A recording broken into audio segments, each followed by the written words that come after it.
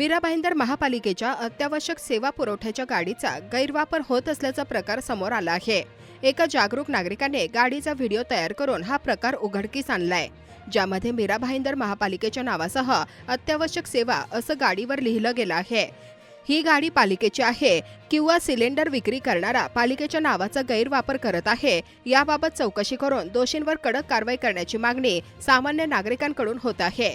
हा व्हिडिओ भाईंदर पूर्व येथील शुक्रवारचा रचना इंडस्ट्रियल इस्टेट येथील आहे, जिथे या गाडीत गॅस सिलेंडर लोड करून भारत पेट्रोलियम कंपनीच्या गॅस एजन्सीचा कर्मचारी त्यांचा पुरवठा करत असल्याचं दिसून येत आहे।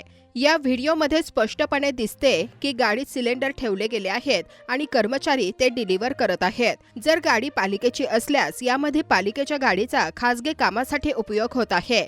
जर गाडी पालिकेची नसल्यास तर सिलेंडर एजन्सी पालिकेच्या नावाचा गैरवापर करत असल्याचं दिसून येत आहे।